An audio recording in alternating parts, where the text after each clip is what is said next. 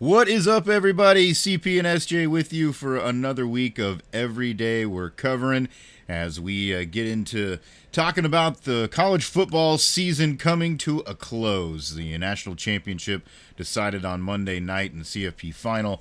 Ohio State over Notre Dame. We'll get into the game, break down our picks, and we're going to touch a little bit back on the NFL as well and our picks there, and we'll maybe touch briefly too on that round coming up ahead there, the championship games for the NFL as well. But we do have some other topics we'll throw in. SJ, it is always a sad day when the college football season comes to an end. We knew it was on the way, and we got a little extra this year thanks to the playoff.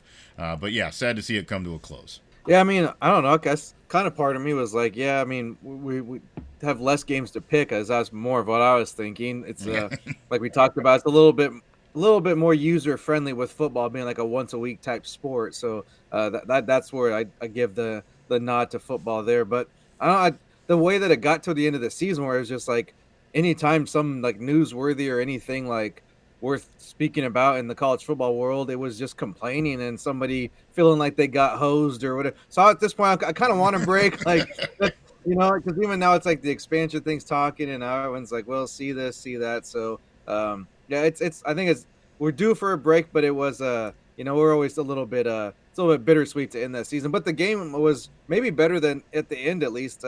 What we thought might have happened. Yeah, and especially the way it started, for sure. So we'll get into that.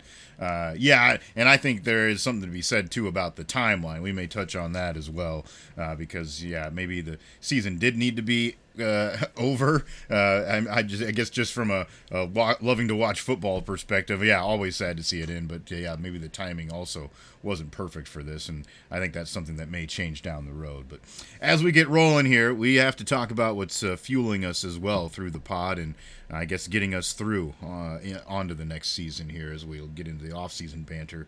But I'm going back to one that I've done here recently because I really like it, and I love the stuff they do, and had to track some down.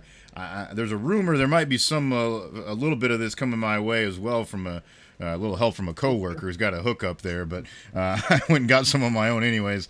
The old folks at Full Fledged Brewing over there in Council Bluffs. I went back to the Common Corn Star here, this corn ale that they have that's out. It's been very popular, not only because of the fine marketing that they've done with it, but because it is a good beer as well. I like it. So that's what I'm pouring over here. SJ, what do you got going on? I'm kind of in the same line as far as going back to an old reliable source. I happen to be and I've brought up this brewery before, this beer maker. It's one of my favorite. Honestly, like I think they maybe have moved it to the top spot here after finally getting to visit the KC beer garden and beer hall and whatever else they want to call it. There's a lot of good beers here in town, but very few have a bratwurst and some pretzels and beer ox even. I mean, they got the whole freaking kit and caboodle out there that they're making in house there. And I knew they were pretty like well known and pretty reputable, but being in there, they also have all their I mean, they kind of got like banners hanging for all the awards they've won, and there's some pretty impressive accolades for this place. So I guess if you needed any verification other than me, just look up to the rafters and you'll see it's kind of almost make you feel like you're in the Staples Center or something, like the Dodger Stadium, Yankee Stadium, is banners everywhere. But I went with the Hefeweizen from KC Beer. I was kind of in that mode lately. I switched over from the stouts here last week or so, just a little bit lighter, but you can't go wrong with this. I don't what are they doing here? About just over 5%, so nothing too strong. But man, that the flavor and just the drinkability is pretty much unmatched as far as these go. Very nice, very nice. Yeah, always good when you're getting the backup from somebody else telling you that, yeah, this is good stuff too. This isn't just us here on a microphone telling you. They got the hardware to back it up. I mean, and unfortunately, I wish this was the case, but it's not like these pips are giving us free beer. I mean, if that was the case, we'd definitely be pumping them out. But we're still, spending our own coin here. So if we're willing to do that and drink them, that they're at least halfway decent. Yeah, you're damn right. Well, if they want to get to that point, we'll take it. I mean, send me the beer. We definitely won't turn it down. Take all comers on. But as far as when we're spending our own coin, we're definitely get something that's something we really like, and then that's the case with these ones tonight. Yeah, and also cool, when you got some local places that they're doing good things like both of us got going on. So, good stuff. Let's get into the final here. College football playoff national championship. It was Ohio State, Notre Dame, and of course the Buckeyes come out on top. 34-23 ends up being your final score. And at one point here in this game, even maybe by halftime, some people probably were disinterested and maybe thought that this was not going to be much of a football game because Ohio State dominated the second quarter. If you watched just the first drive, you thought, oh, hell, Notre Dame's making a statement. They're going to come out and run this thing. But Ohio State did respond very well. And obviously that second quarter is what made the difference in the game because then Notre Dame did fight back very valiantly there in the second half. If it wasn't for a field goal attempt that doinks off the upright, it maybe even is more interesting than it was at the end of the game. Still ended up being down to that one score margin there for a while, but Ohio State did what they needed to do to seal the deal there at the end, that final drive. But yeah, overall, I mean, pretty good game. You can't ask for a whole lot more. It wasn't necessarily going to go down as like the all-time classic, but it was a good game for a national championship. I mean, through the first 3.5 quarters or so, it's kind of like, oh, this is what we thought was going to happen. So it was good to see Notre Dame. We thought they could have some fight in them, and for a little bit there, you weren't sure about that. But they're kind of one of the things that like we talked about ahead of time. It was scheduling wise, it wasn't ideal, so I was kind of behind trying to play catch up, and I did pretty good about not finding out too much about what was going on because it's hard and with being whatever a weeknight, at least on my end, like I'm up pretty early in the mornings the next day, so I didn't want to have to start from the very beginning and be up past whatever and make a hell of a next day when it's not really one of your teams, so it's not really worth it at that point. It's different if it's we've all staying up late for our squads and kind of suffered the next day or when we take the day off or whatever. But either way, like the thing that really mostly to me when just part that was just what was the deal with Love? Something had to have been up. Yeah. I know that was Notre Dame's basically kind of your whole. I know that receiver was just playing out of his mind, but that wasn't going into the game. Who called for that one? Yeah. Yeah. No, I mean, didn't know he's good, but he hadn't played like that all season, so that was a bit of a shock. And luckily, he was able to. The great house we're talking about. Luckily, he was able to kind of have the game of the season and the biggest game of the year.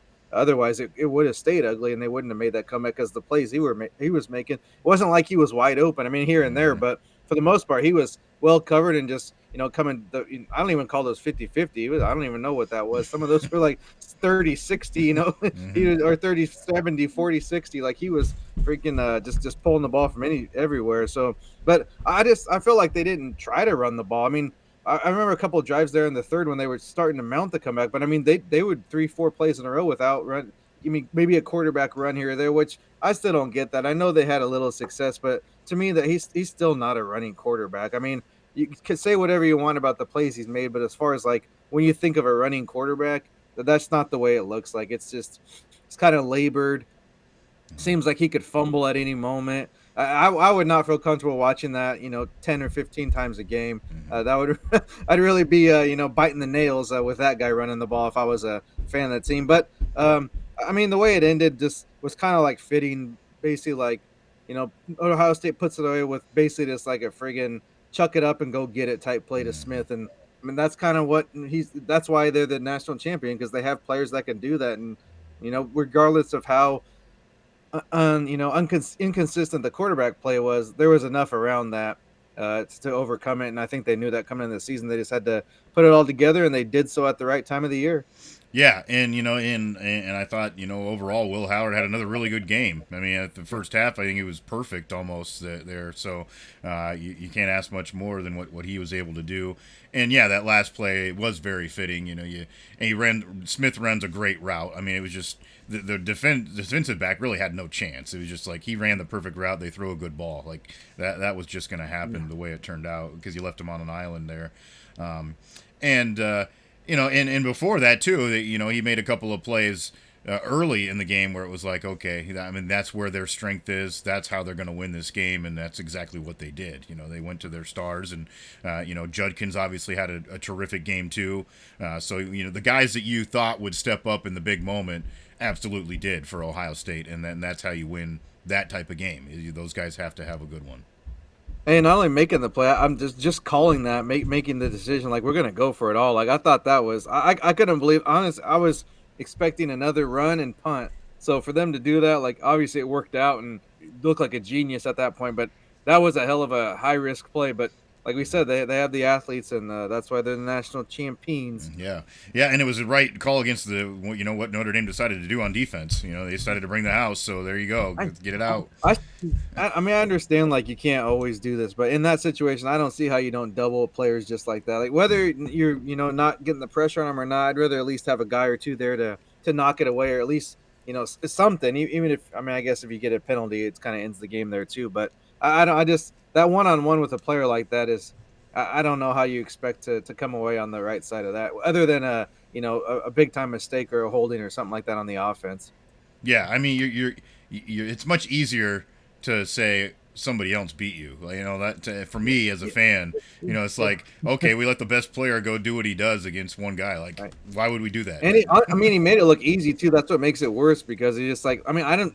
He made a little bit of a juke, but it wasn't like he ran an amazing route. He kind of just little fake inside and just sprinted to the sideline. It wasn't anything. It wasn't like, oh man, this dude just didn't break his ankles or nothing. He just ran to the spot. Yeah, and just made sure he had enough space, over there too, just running down the hash, basically, kind of what he did. So, the other one, there was a play early in the game, and it was like, well, it was the first score for Ohio State, and I was like, this is why they're going to win, because I don't know what the hell went on the defensive coverage there, and you could tell that the defensive back on that side knew what was going on. He was jumping up and down trying to yell a call, and then for some reason he takes off and covers over the top where there's already two other guys, like three defensive backs in the back of the end zone, and Smith is wide open on that side of the field. Like, literally nobody watched him.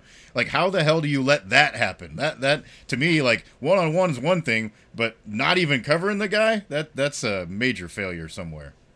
Yeah, the guy that was kind of spazzing out, like, I don't even really give him credit for, like, because he didn't even do anything to stop it. He's like, oh, it's coming here, and then he still runs the other way. Like, I'd rather him just, like, run there and just run to the backfield, because he kind of did like a fake reverse and then did like a little wheel route. Yeah, I was like, just I'd rather just go tackle him, even if the ball's not there. At least they have to run another play and whatever. Again, he like walked into the end zone. Yeah, I agree. Like, and if you don't know, if you're that guy, I mean, obviously, I think he was trying to tell somebody else that he needed to go out there, probably.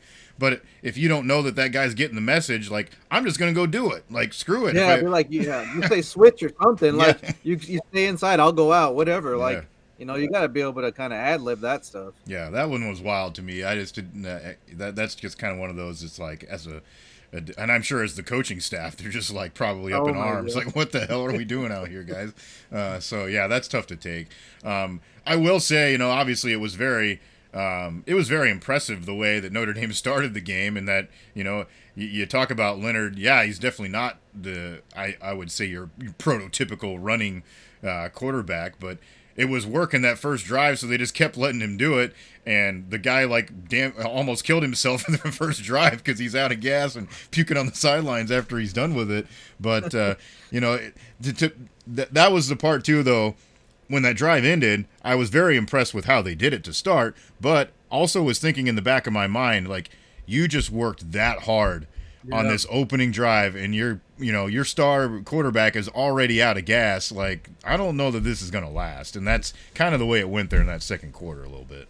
Yeah, easy to say after the fact, but even in the moment, it doesn't seem like that's a sustainable thing to, kind of hang your hat on there for a 4-quarter game, especially against a defense as good as that. Because even in these, games where it ends up being a blowout, or if it's like a team that's, let's say Ohio State playing against Bowling Green or just whatever random teams, we see it, a drive or two, the other team's competitive, but it's that depth, and over time, you kind of make adjustments and get out of your script and figure out who the better coaches actually are. And then that's kind of where the difference is made. So I don't know.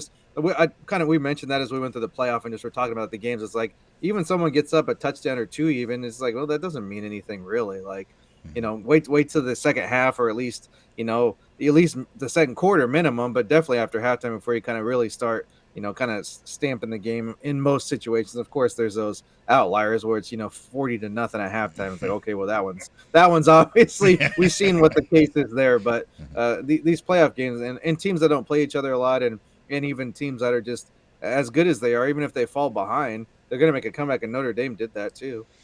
I did want to ask you your thoughts, just because I think there were a lot of people who were questioning it at the time, and I was kind of like on the fence. But what do you think about kicking the field goal in that spot when Notre Dame ends up missing it? I mean, you're down two To me, scores. I would have kicked it the fourth down before if you're going to kick it. So they went for it on fourth down Yeah. at like what they're like inside the 40, I think, or somewhere around there on their own side of the field.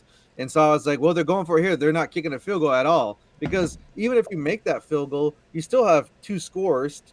You got to get in, and what, 8 minutes or so left. Yeah, it wasn't even that, I That's don't just think. not a Yeah. lot of time for two more scores. So I thought it was.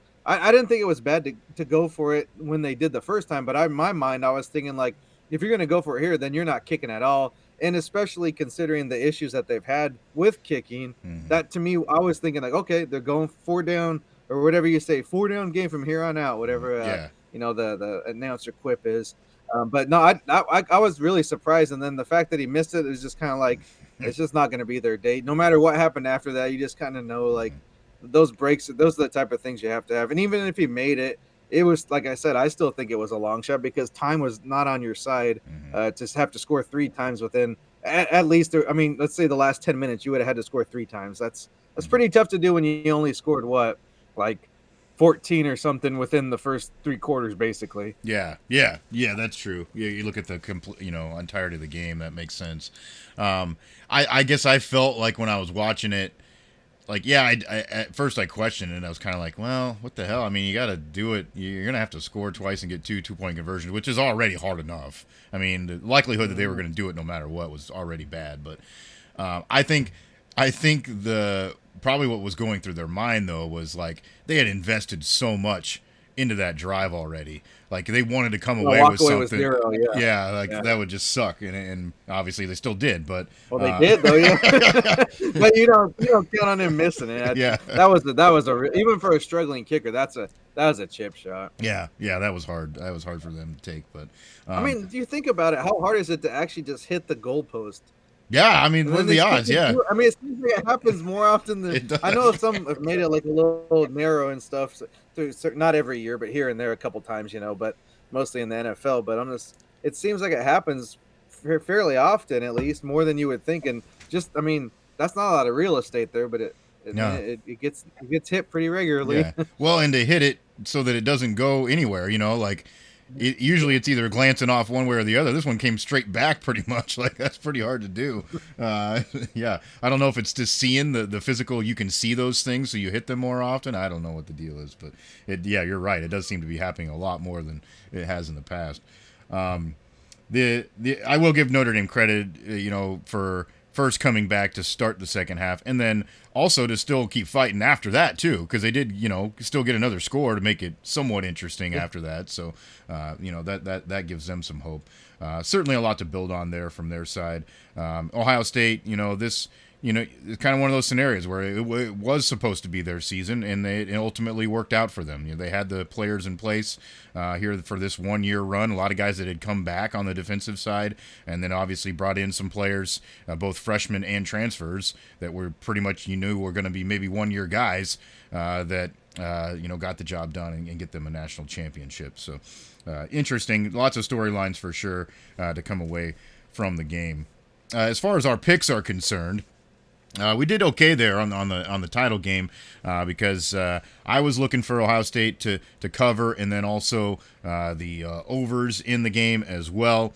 and we end up getting to 57 total, and it was 46 was the number. So that was good there. You had the Judkins anytime touchdown, and of course we could have upped that, I guess, by another touchdown or two. If it works out, he got 3 of them. And then Ohio State on the money line obviously played out. The little bonus one there, and I went with this too on one of my parlays to have Love score a touchdown, but like you said, obviously something was wrong with him because they didn't try to play him in the game much at all, and did not score.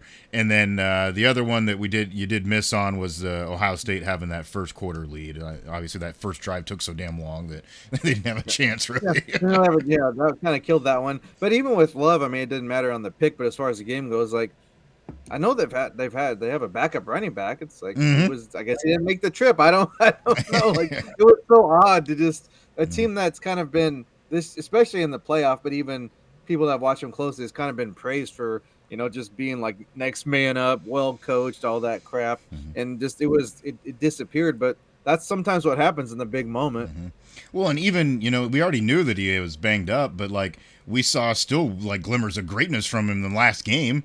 So it was like you still would have thought that he's going to be all right. He had a little more time to rest. All, really, yeah. So yeah, I didn't really try. It was kind of odd for sure. So that one did surprise me as well. But that's how the picks played out there for the title game, and we'll move on to some other topics here related to the game as well. One thing that I wanted to bring up here, and we didn't really talk a lot about this beforehand, so I'm kind of just throwing this at you here, SJ. But it's in the realm of in the realm of what we talk about all the time anyways, as far as media coverage is concerned. I did just see it. It was just interesting to me that a little note was thrown out there that ratings necessarily weren't that great for the game. It was down from the year before, which is a little bit surprising given, this is probably about as good as a name matchup that they're going to get in a national championship. You've got a national brand, obviously, in Notre Dame that's been around forever, and Ohio State certainly has got a huge spread out fan base. It's a big school, a lot of alumni that care about football, so you would have thought that alone would give interest. But I think the reason I bring this up is because we've talked about this already, is this schedule and how you're stretching this thing out. And there might have been, I think, some fatigue from some folks because, there were some casual fans that I even talked to who were like, oh, yeah, I forgot the game was on tonight. Like, like, I mean, I get it if you're not like, you don't follow the college football that much, you wouldn't know. But, it did get kind of lost in the role of everything that was going on, I think, too, a little bit. So I think that's an advocation for let's move this season up or whatever we got to do to condense it down a little bit so that it gets its feature. And then I think ultimately what we've been asking for forever is to have this thing on a Saturday. Let's figure this out because it needs to be in a time where people can have a day to celebrate it. Yeah, I don't mind though wanting to play like on New Year's Day or New Year's Eve, like that around that time. That's fine if it doesn't happen to be a Saturday. But I mean, that's what we know. College football is Saturday. Has always been Saturday. I know there was a couple reports of what the committee kind of planning to meet with the NFL schedule makers or whatever and kind of work something out where they could keep this more. I think I'm guessing it was more Saturdays. That wasn't stated, clearly, or wasn't like said, but I'm assuming that would be the case. But I mean, you got to have it on the weekend at the least, and the Monday night thing isn't the worst thing, but I mean, you at least start it in prime time, like a 7:30, an hour later or so, because you think about it, if someone's like, of course we're gonna watch all the games because we like it and we're making picks, so that's something we're interested in as well. But if someone, like you said, is just kind of casual, or like maybe if they're home, they'll put it on. Maybe they got home a little bit later and it was already 31-7. Well, what's the point of watching now? Yeah. So that, you know what I mean? Like there's probably a lot of people that turn on at that point. If you figure you're in the, West Coast or something, the different time zone, why would you watch it? I'm sure there was a little bit of still a little piss and vinegar down south where they were just not going to watch no matter what, just because they were just so mad about how they were wronged out of the playoff, even though it was justified. And most people that have a brain, could see why they weren't in there. But so, I mean, I guess there's a lot of factors, but I just think as much as you can, you just got to have it on Saturday and try to do it, every week, just like the season, play every Saturday. Maybe you have to do, 2 games 1 week with as many games as there are. And if you expand to 16, you play like a Thursday night or maybe like a Tuesday night and a Saturday or something, whatever. If the holiday falls in between there and you can work it out But I think you got to stick to Saturdays as much as you can because that's just what you've been conditioned to that. And we know, and also it's easier to watch and enjoy and travel and get to the games and all that stuff. And more games on campus, I think, would help as well. Yeah, yeah, for sure. And there's been talk about, even moving the entire season up maybe a week to try to, move this around. I don't know that I absolutely love that idea either, just because, a lot of places that becomes the heat actually becomes an issue early on in the Yep. year. I mean, that's a problem, but I do think, I know some fans probably don't want to hear this, and maybe I'm in the minority here, but I would almost be more in favor of, if we have to trim off a non-conference early season game, let's do that if it makes this thing work better down the road. So I don't know. I'm sure they're going to work on it, but there are some solutions out there, I think. I mean, I think you can even go to almost like if you had to, if they're going to go, because they're already playing, 16 or whatever. And for the people that make it to the finals, and if you're going to add some more teams, then it's going to be even more games. So maybe you just go, if that comes the case, you go to one non con and play, you know, 10 conference or 11, and you give you your 12 games there. And Yeah. I mean, that's what, I mean, the losses aren't going to kill you like they did in the past. So shouldn't be so worried about, playing so many conference games. And if that's the case, anyways, you probably don't have a good enough team if you're if you're wanting to schedule all the one FCSs of the world. If Yeah. that's your goal there, it's probably not in the cards anyways. Yeah. Yeah, and a lot of conferences have been trying to discourage that for a number of years anyways, so maybe that's an answer down the road. But did think that was an interesting little nugget. Another thing that we did want to bring up, and I guess we'll kind of loop a couple of things into this as well that maybe aren't necessarily college related, but there was a story out, a reporter, Dan Wolken, who made some comments about how the locker room necessarily wasn't very friendly for the old Notre Dame side after the game, and he was kind of somewhat mistreated. It sounded like, he had pretty much told he can't ask certain questions, and so he was just kind of like, well, not worth my time, I'm going to leave. And then apparently some players made some remarks to him as he was like trying to leave the locker room as well, which obviously there's two sides of this. You're always going to have angry, pissed off people when they come up short on their ultimate goal. You're going to be mad. That's fine. And some of those guys aren't going to treat you well, no matter, even if they do answer your questions. That's part of the deal, and I'm sure he knows that. But it did seem like, it sounded like, obviously we don't know, we don't have a firsthand account of this, but it sounded like it was fairly extreme, and it brings up a couple of different, I guess, topics from the media side of it. Is, okay, first of all, does this need to be kind of like orchestrated a little bit differently? And then also, there's another side of it too that I'll get into with how the players probably should react. But I think the first issue was, and he even mentioned it, is that maybe a couple of guys had already asked a question that he wanted to ask, and that's the problem with the locker room like scenario. Like, why don't we just do this always in a press setting rather than just walking around a locker room? I never kind of understood that. Yeah, that would be the better way to do it, or at least some type of scrum in the hallway where you have more than a few parties, and even a media relations guy or SID or something to keep things on the right path and just make sure everything's going as it should. Because I mean, you can imagine people are going to be not in the best of moods in that situation, because you're going to have the good or the bad. I mean, we kind of remember back at the Super Bowl when basically there's only like a curtain between Cam Newton and on the losing side with the Broncos. You could hear him cheering and celebrating on the other side, and he's again kind of gets the bad, people kind of look about him around for not wanting to answer. But it's like, I mean, you got to kind of understand that. I Mm-hmm. get how you'd be like, man, I don't even want to be here right now, because I mean, why would you? Like, Yeah. but it's like, probably in that, even with this game, but Super Bowl or national title, it's like you might never be there again. Mm-hmm. So a lot of times you only get one chance. But I mean, and then of course, everyone's going to be like, well, some of these media think they're entitled to certain things, and that can be true in some cases. But also, it's like you are that you have to have certain access and certain given certain privileges to do your job if you want to do it correctly. And then people get mad like, oh, you're not asking these questions, you're asking dumb questions. Well, half the time they won't even answer a question, a legitimate question you ask them. So it's a very like there's a lot of sides to the coin here.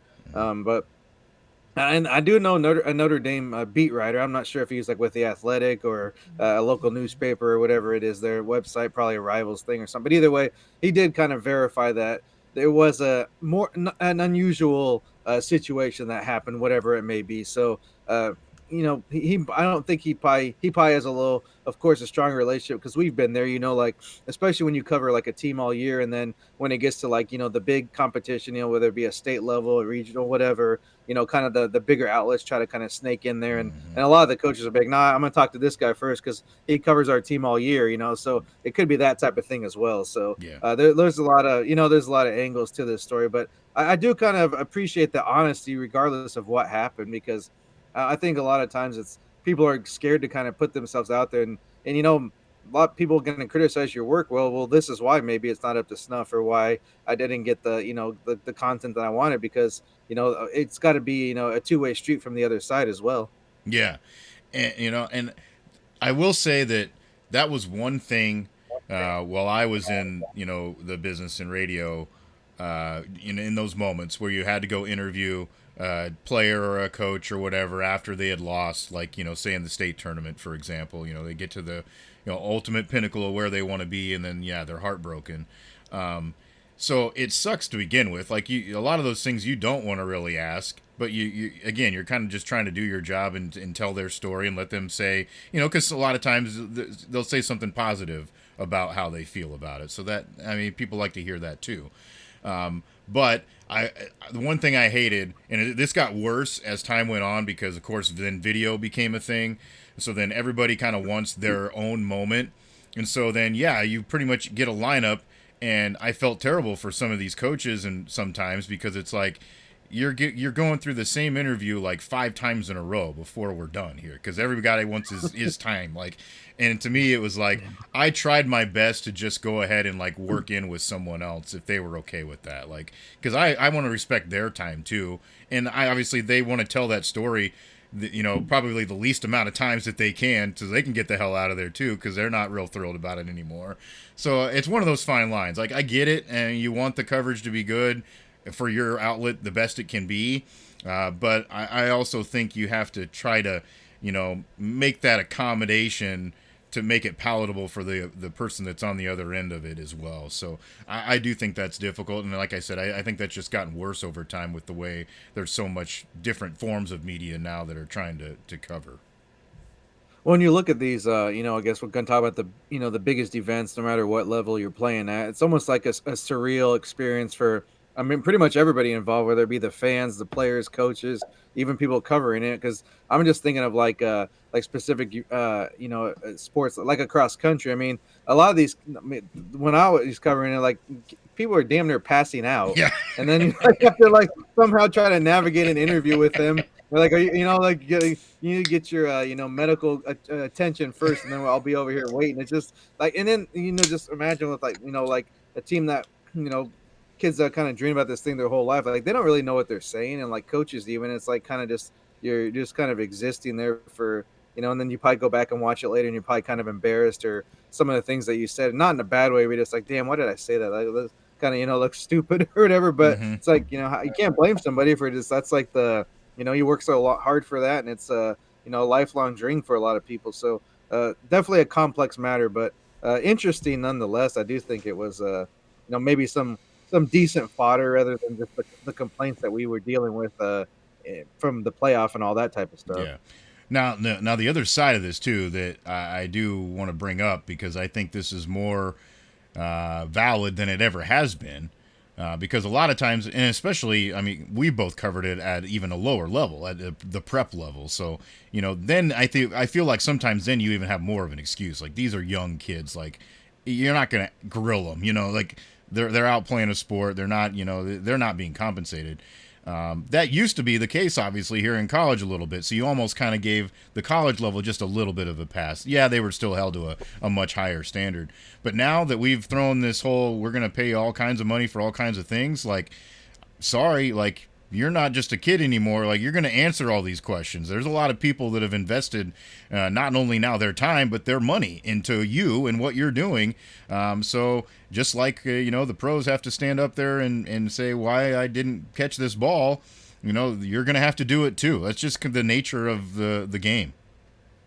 Yeah, and I'm not necessarily like, oh, that's great that you can criticize people, but I do think like I've always kind of felt like there needs to be at least like, and with everybody involved, like some, not saying you always have to be like, held, feet to the fire type thing, but at least answer a couple questions here and there because I mean, that's part of life, especially as you go on. If you don't perform in your job, you got to answer those questions regardless of what you're doing. And I know everyone thinks of college people as a kid and stuff. I mean, you're an adult, like you're learning how to like exist in society and not be a be a productive member or whatever whatever the saying is. Hmm. So I think that it's good to have these situations whether uncomfortable they are or not, because I mean there's you come across people that are just like get to the age where you think they should be like able to like cohort themselves in like a certain manner and then like in public as an adult and like be able to speak and address a group of a few people, and it's like they don't know the first thing from here or there. It's just like it's almost like kind of like it's that awkward embarrassed thing, and you're also kind of like what's going on here. And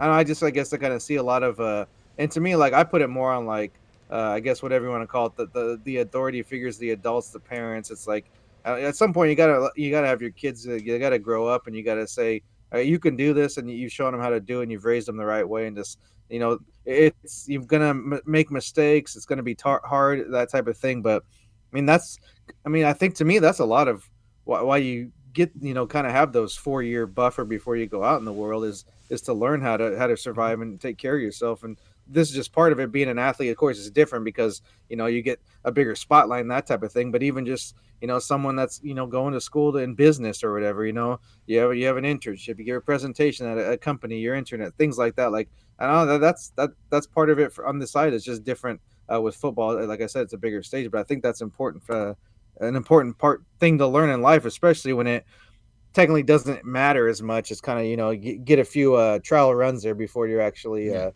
paying taxes and that sort of thing. They're supposed to with NIL, but Yeah. I don't know if that's happening. Yeah, yeah, yeah. Good life lessons for sure, and I think that's part of it. So interesting. We did see you had sent me a couple of links here too, a couple of other stories that have come out here recently, kind of along the same veins, but this has been more focused towards the pro game. There were some comments made by Laura Rutledge, and actually she was kind of referring a little bit to the college level too, because she feels like that the game is so much harder to cover now because of the NIL era and the portal era, and like you don't know what guys are where anymore, and we've talked about that already anyways, and I get that, and it does make it a little bit more difficult. And then there were some comments made by Tracy Wolfson too. She was kind of, I think the story's idea was just trying to share, like what is it like to do this job or whatever. But the way it came off, it was kind of like, I don't know. It seemed to be an over dramatization of how difficult this can be. Like I get it. You deserve respect for what you do, and like and if you do it well, then yeah, you should get praised for it a little bit, I think. But at the same time, it's not like this is, we're not solving world crises here. Like we're talking to some athletes about their day, and then making up a few stories, and you're on the air. What, a total of like 2 minutes during a broadcast? Like I don't know. I appreciate the attempt at insight, but at the same time, like this isn't a job that we need to like, I don't know, stew over, so to speak.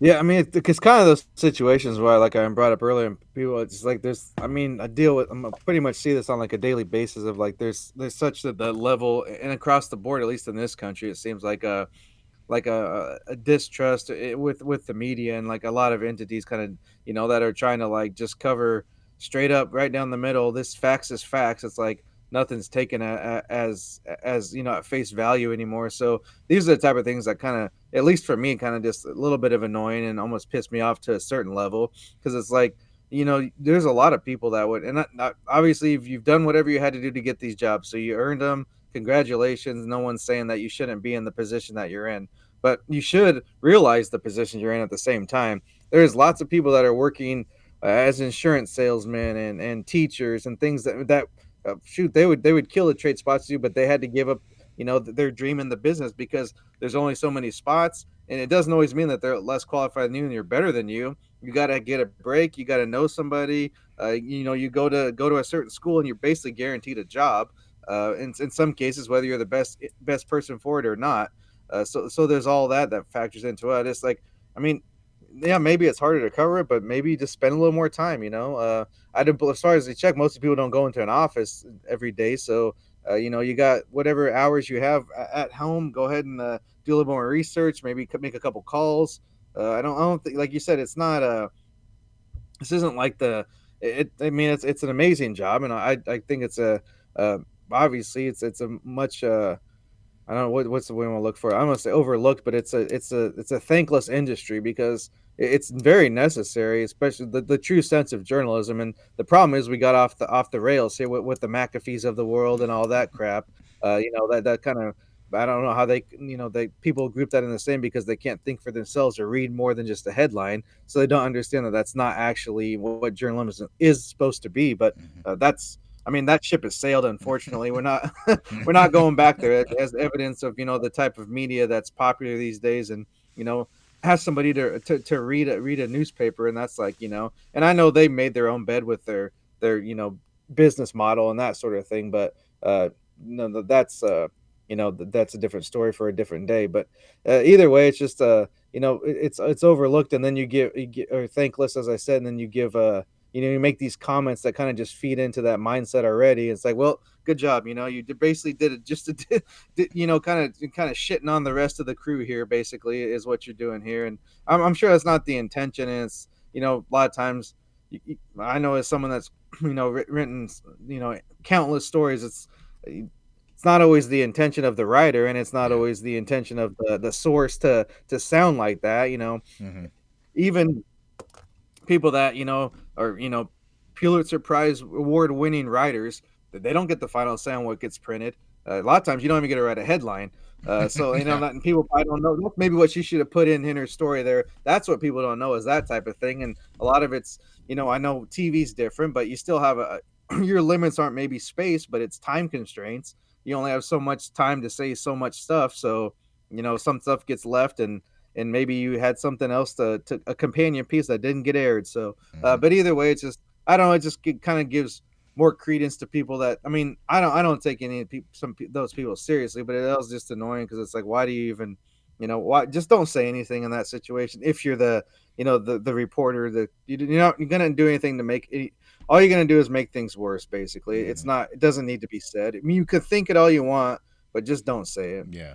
Yeah. I mean, I think one of the things maybe too that at least Wolfen I think was trying to get at a little bit was like just the unique nature of you do need to kind of try to develop a little bit of a relationship with some of these people, or familiarity, so they are comfortable with telling you things, and I think that just naturally comes sometimes when you're just around. I mean, that's part of it too, because that for that part of it, I think for a journalist is a little bit difficult, like walking that line between you're an outside view of this and then also being a part of it at the same time, if that makes sense.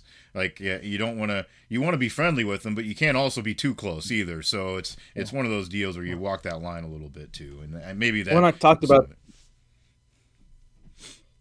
No, I was just saying I was talked to the consumer side of it where they just kind of have this hard headed stubborn mentality, but at the same and NFL on that side of it, like if you didn't play, most of those guys don't want to hear you say anything, so Yeah. that's another challenge that you're facing, which is idiotic to me. But that's just that league is just something else. I don't understand the concepts or the mindset that surround that, and there's a lot of things we can point to that kind of are just like uh, would be in any other you know business entity or any other line of work, you'd be like, what the hell are you doing here? But that's the NFL for you. Hmm.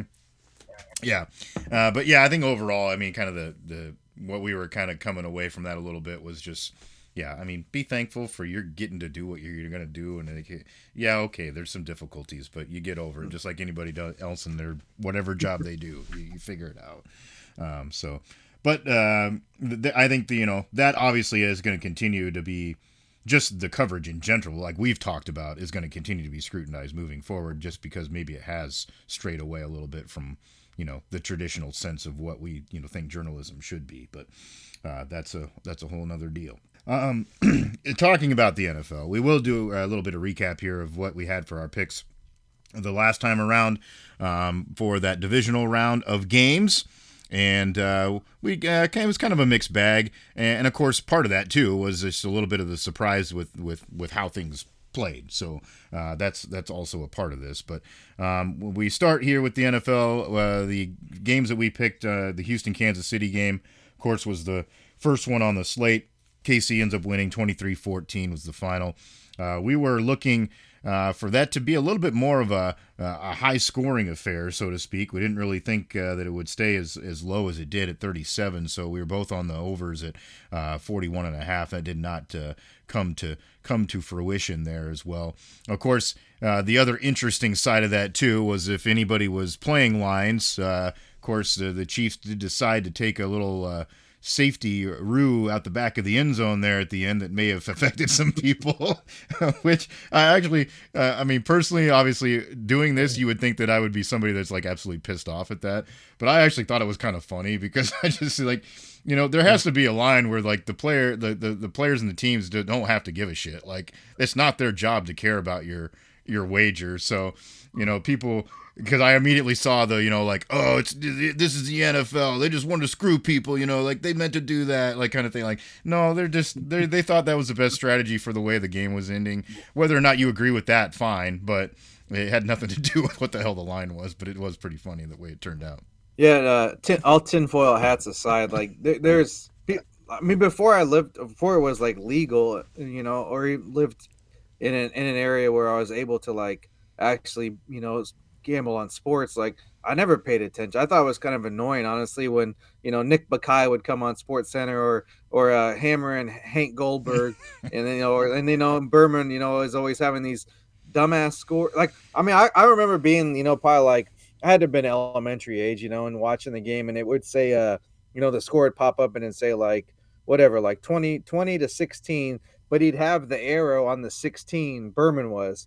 And I'd be like, what the hell? But he was picking the spread, but they couldn't say spread. They couldn't say he was picking them the spread because it wasn't like outside of like Vegas or Nevada. And I always be like, I was just like, kind of pissed. I like, what? He picked the wrong team. Like, kind of be like, what the hell? Being like a dumb kid, not knowing anything. But when you're not in that, honestly, like it is I enjoy it, and I think we're pretty. I'd still say.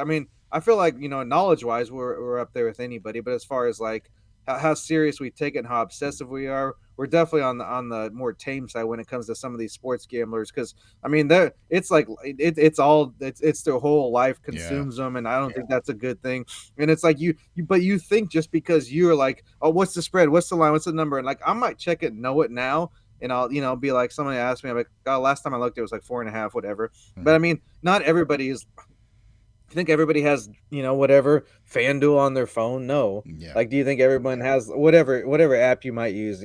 I know like ESPN kind of has the lines on there pretty regularly now, just because they have their own bet app. Mm-hmm. But most people, and especially like, dude, there's no extra time for that stuff when you actually like when you're literally trying to win like a championship. You don't care about that stuff. So that's the last thing on my. And also, I wouldn't have cared either way, because I think when I saw it, it was like 6.5 or 7. It bumped up. People must have came in hot on the Texans there last couple of days to cover that number, because it got bumped up a couple 3 points. So I would have been fine either way, because I'm pretty sure it was 7.5. I didn't make any plays on it, but when I saw it, it wouldn't have mattered either way with that play. But it was I found it pretty comical myself too. Yeah. It has been interesting. The one thing I do think it has kind of weaved its way, I guess, a little bit more into like the casual fandom conversation, and not because of the wagering side of it. I think it's more so because people are interested on who people think's going to win. Like, oh, what's the spread? What's the line at? They just think it's interesting. Like, how much are they favored by? Like, because they want to either they want to root for the underdog, or B, maybe they are a little bit interested in the gambling side of it. So or if they want to know if it's a game worth watching, especially NFL. If you saw like a 9.5 spread, you may be like, this game's not gonna be close, because that's a big number in NFL, especially in the playoffs. Yeah, no kidding. No doubt. So that's how that game played out. Our other wagers here, I'll just kind of go on down the line here. So with the Washington Detroit game, obviously a lot of surprises as far as that one was concerned. Nobody, you couldn't have asked a lot of people that saw it coming what happened there. No way. We both were on Detroit, obviously. You were looking for the St. Brown touchdown score. I had the Gibbs bonus touchdown in there. But at the end of the day, it didn't make a damn bit of difference because Detroit did not win the game. Commanders win at 45-31. Definitely the surprise of the weekend. Not just because they won, but how they won. Just like outrageous how well their offense played, and obviously Jaden Daniels became like an instant star. Well, with his performance, and they certainly look like a team now. I mean, who's to say what's stopping them at this point? Because that's a pretty damn good Lions team. You can say what you want about the history, and maybe they can't live up to the moment kind of thing, but still, that's a pretty damn good team that proved it throughout the year, and they made it look fairly easy. Yeah, they didn't lose; they got beat. To me, is a difference. Like it's not like they. I know that a couple turnovers here or there. One was pretty egregious. The others, the one. Why would you run a trick play? That was just dumb. But Yeah. but there was also, that one. The play where Goff got freaking his head knocked off. Like that was kind of that could have been a game changer right there. If they get that, the correct call would have been a penalty and not a touchdown. That might have changed the game right there. But either way, Washington earned the victory definitely. And as you said, if they play like that, which that's not an easy thing to do. No. But confidence wise, they got to be riding pretty high. So if anything, you would think that they're going to be locked in and focused here this week in the championship. So it's not impossible. You could see it happening. And for those, people like do a long shot or throw something out there crazy. I believe at last check they were plus 950 to win it all. So if you want to go crazy and maybe even like a $10 would get you pretty good profit there if you want to go for some type of long shot crazy bet. Which I guess it's kind of crazy, but they have a 25% chance. So there's only 4 teams left. Yeah, and we've seen it before with those wild card teams or whatever that just get hot and they win it. So it wouldn't be a bad idea at all, I don't think. The next game, hey, how often does this happen? We go different directions. We're both right. Because the spread was 6 and the Eagles win by 6, 28-22, the final over the Rams.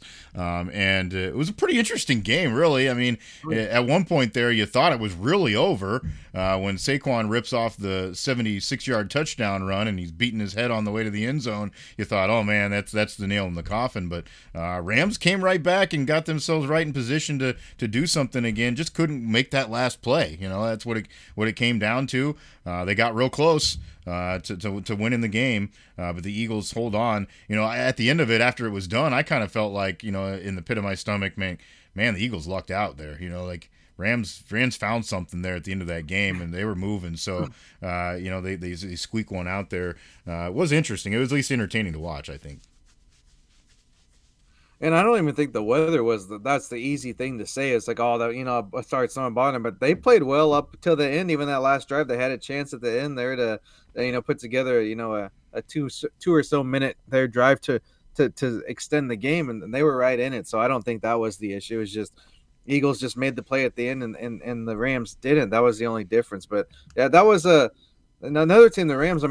You go back a 6 or 7 weeks who thought they would even made it to that game, but they definitely made a nice run there to end the season. They can build upon that because other than that QB, they got some pretty young talent still in the system there. They might have to look elsewhere though from the signal call. I just think, I was talking to someone about just like him and Goff too, especially. I know they got traded for each other, so it seems kind of weird, but it's like, man, you got to have someone that can move a little bit. Toss him at the end because that last play, you just like freaking cement blocks and just got blown up there. Stafford, I'm talking about on that one. Yeah, are you able to ultimately, like you said, kind of make that last play, and maybe that's the difference now at this point of the career, especially like for Stafford. So kind of a fun one to pay attention to.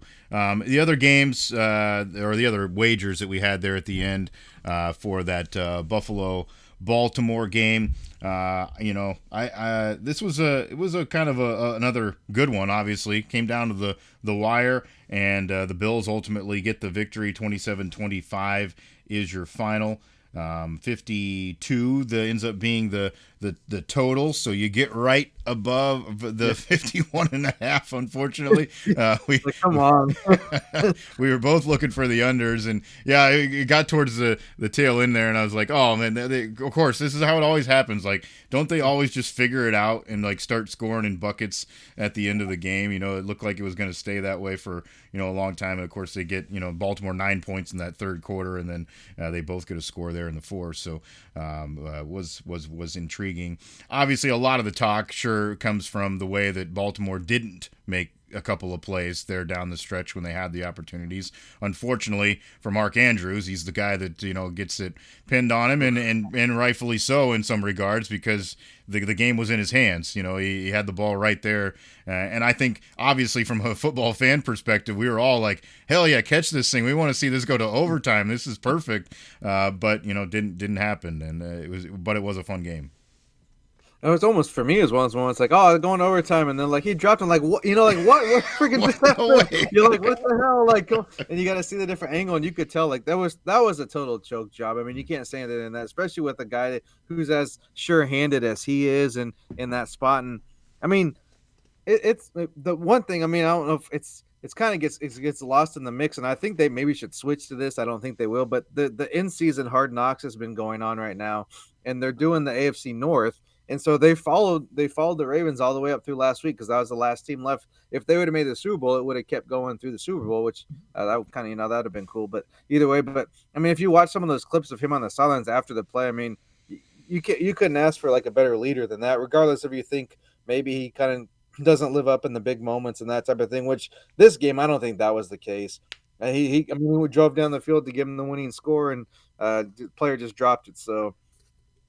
I mean, I know what you're gonna say, but either way, he was the first one to walk over to him basically and just kind of tell him whatever. It's a team loss. We all lose together, win together, and I do know that, like, man, these fans, I'm not, and this isn't just NFL, of course, this isn't this case, but man, these people online just they got to get a life. It's just ridiculous. Like when you have to like shut down your account because people are like repeatedly saying that they're gonna like kill you and stuff. Like that's when it's just like I'm not. I mean.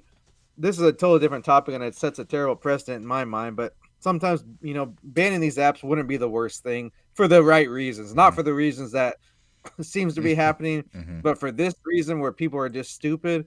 Then that would be the case. Like you say something like that, it should, someone finds it and you're just banned automatically. Like that's it. Yeah. I mean, it's assault basically, and you get away with it. You get away with it because you can hide behind. To me, walk up to say something like that in real life. Not only are you probably something's gonna come back your way, but it's not just gonna be like, oh, just carry on about my day, like someone's saying this stuff and then they're going to their job and talking, acting like nothing ever, taking their kid to school and acting like they're the head of the PTA or whatever, and their life is great, and then when they get home they're just cussing everybody every which way they can. Just I don't know, it's just embarrassing. Yeah, it is, and it's funny because I had. I guess been through an interesting scenario here recently, with the I guess kind of a argument, so to speak, or controversial situation, and I was kind of reflecting with someone about it, and they said to me like people that act like, and that's a perfect example. Like if somebody's gonna say like, oh, I'm gonna kill that guy because he didn't catch a football, like if anybody's willing to say those kinds of things, they're probably the people that aren't happy with the way that life is going right now. There's obviously some other things. Yeah, but there's some other things going on here. So, needs to be put into perspective big time. It is still just a football game. I know you love it. I know you're passionate about it. But at the end of the day, it's a game. And it's supposed to be an escape. Not the serious thing. Well, I don't like to be like, so take like sticking up for someone. But in this case, like, dude, it's not like you think it matters more to you than it does to the person that actually it happened to. Like, so just go somewhere else. Like I mean, regardless of you think they're just their job's not important or whatever it is, like it means a lot more to them than it does to you. I Yeah. can guarantee you that. Yeah. And the guy was obviously devastated after you saw him on sideline, just hanging his head like, yeah, I mean, he hates it just more than anybody in the world. Like, it's just terrible. And I did like, the cool things too. You mentioned like with Lamar, like very cool for him to go up there and say, and he basically cussed himself out in the presser. Yeah. Like Yeah. I made these mistakes. Like we could have Yep. won because of this. And then his Mhm. coach saying we're not here without him. We don't make this game without him, which is Right. also probably true. So cool to see that type of. And that's what a team's about, I think too. Like you're supposed to.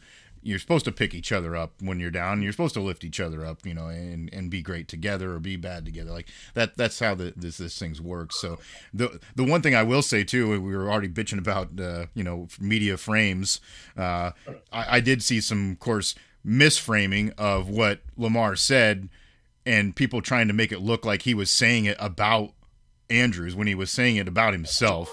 Like, what are we doing here? Like, this is just insane. Like, anything for a goddamn click on a screen. That's what we did. Pretty much. And then, like, I mean, on top of all that is like, well, one good thing I guess that I did see also that came out. I don't know if you caught this one, but we kind of use it's usually something like wacky or wild when you talk about that Bills Mafia. But I guess they did a bunch of fundraising for Andrews is kind of a type 1 diabetic, and he's really done a lot of like for help youth and juvenile people. Of course, that's the type of thing you're born with. You can't do it. You just got to exist with it. Mm-hmm. And I didn't realize of course, I mean, I know he's done a lot of like what do you want to say? Like he kind of almost like a spokesman for helping people just that they can exist with it and still have a normal life. But I didn't realize he even had it because I'm just not a fan of the team and didn't follow him that closely until the Hard Knocks. And they would show him he run over his side and have to get a shot. Every time, every break he goes, he has to check his blood sugar and make sure he's okay and all this stuff. It's like, man, that's a hell of a battle to go through your whole life. But basically the Bills fans you kind of seeing these death threats. They I guess they raised a bunch of money and we're going to donate it to whatever organization for the juvenile diabetes he works with. So Nice. another good thing, even amidst all the stupid, what do Yeah. you want to say, the stupid fans and all Yeah. the idiots out there, just there's a little bit of good in there. So Yeah. that was a nice thing to see too. Yeah, that's good. Try to counteract the stupidity a little bit here, but yeah, at the end of the day, awesome game. Like lived up to what we thought that battle would be for sure. Two good teams battling it out, so very interesting.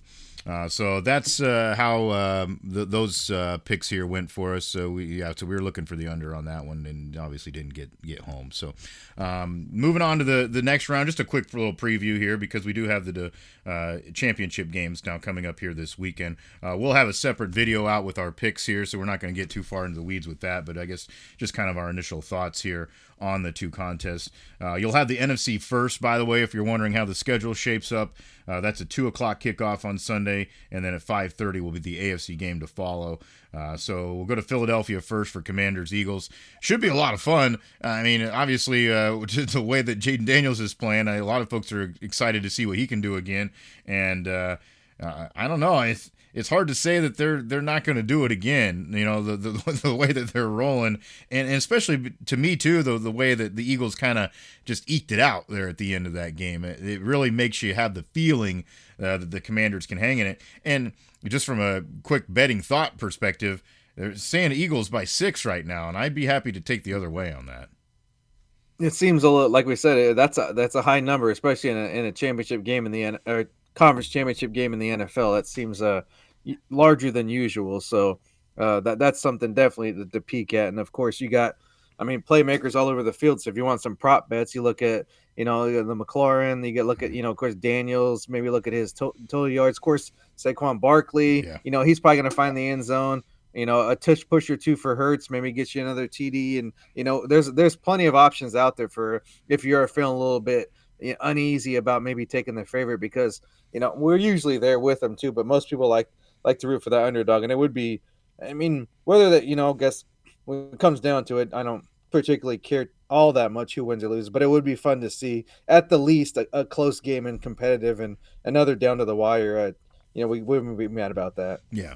Next game, obviously, we're very familiar with this matchup here from recent history with Bills and Chiefs. Back in Arrowhead here this year. Of course, it was in Buffalo the last time around.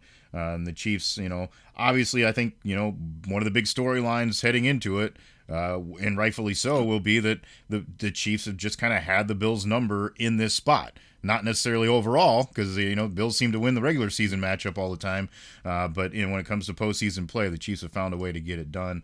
I expect this to once again be an absolute slugfest, and it may come down to another 50-some yard field goal or a ridiculous play at the end of the game, whatever way it goes. So it's hard to say. You lean one way or the other, and that's why the Chiefs are only a 2-point favorite. I mean, that would tell you it right there. Your typical theory is 3 points for the home team kind of thing. So that's how close Vegas sees it as well. I guess my lean, and just because I am. Well, obviously I'm a fan, so that's part of it. But just because of the history, I just think in this moment the Chiefs have always found a way to get it done against them, and I don't know why I would say that this is going to be different this time. But I would kind of lean that way. I would probably look towards the total too. I would say this probably goes over. I mean, 48.5. I expect this to be a good shootout. Not that the teams don't have good defenses too, but you expect Allen and Mahomes to have their best in this moment, and they probably will. Yeah, I mean, that's always makes the way these games have been going. It's like these totals, the way you think it's gonna, it's been the opposite. So I might be a little leery of that total. But there's like again looking at some props. I mean, you gotta like some of the athletes that are out there, offensively and defensively. If you want to look at the turnovers or maybe even like a sack total, something like that. But I'm with you on the fact that I'd be very surprised whoever wins if it's not like a one possession game. It might not come down to the last drive. But being within, even a field goal, or if anybody wins by more than a touchdown, you got to think it's going to be shocking, because they're so closely matched. Even the first game of the season kind of came down to a late interception for Buffalo to hold on. Yeah, you're right. As far as there are lots of probably juicy props to look at here. I mean, you talk about Chris Jones getting a couple sacks. That would be an easy thing to look at. You talk about both quarterbacks probably having over 1.5 touchdown passes. I would think that would be a pretty likely thing to look at. You can look at the yardage totals. You've got you've got a lot of ways to go play this thing. So that might be the way to go, just to sprinkle things around and kind of have fun with that. Well, and maybe the good news would be, I guess, if you're looking for an offensive showcase, or at least somewhat of one, it's probably going to be closer to 40 than it is to 0, as it was earlier in the week here in town. So that's the good news. We don't have those negative wind chills that were slapping us in the face here on Monday and Tuesday. Yeah, that'll be much appreciated by the folks there in the stadium, for sure.